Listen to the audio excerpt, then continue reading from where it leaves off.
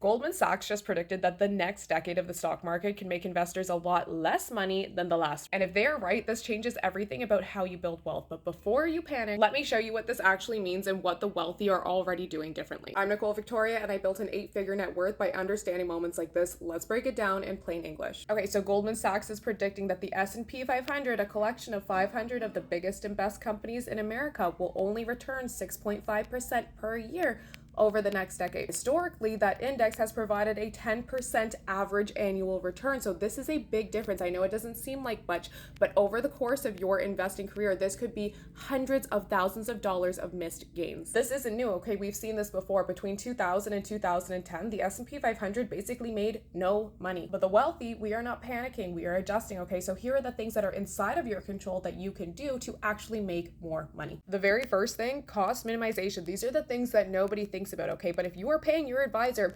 1% a year, which seems small, like that can add up to hundreds of thousands of dollars. Let's say you're investing $500 a month for 30 years with a 1% advisor fee. With an 8% return, you'd have about $610,000, and that seems great until you look at what you could have had without the fee, which was $745,000. That means you paid $135,000 for something you could have easily done on your own. Like when I teach my students how to invest and they look at the fees that they were paying for mutual funds or advisors and how much money they're saving, their jaws are on the floor. Number 2, tax efficiency. Where you hold your investments matters just as much as what you invest in. Let's say you hold a dividend paying ETF in a taxable account, you're losing 20 to 30% of those dividends every single year. But if you had put them into a tax efficient account, you could have kept reinvesting them and that money could have kept compounding and growing for you. That could mean tens of thousands of dollars more in your pocket over time. Next, diversification. Okay, Goldman Sachs and Vanguard both expect international to outpace the US over the next decade. What does that mean? Adding in international stocks into your portfolio means you'll probably make more money if they're right. And lastly, adding in some alternative assets. Okay, I love my mortgage investment corporations. I love my real estate investment trusts. Not only are they great for passive income, but the returns that you get aren't necessarily connected to the stock market either. Like you can easily earn 6 to 10% on those, and they don't always move with the stock market, which means when stocks are flat, your money is still working. If you want to learn more about how to do this, go and take one of my free trainings on my website under freebies, or you can apply to work with me as your 7-figure mentor.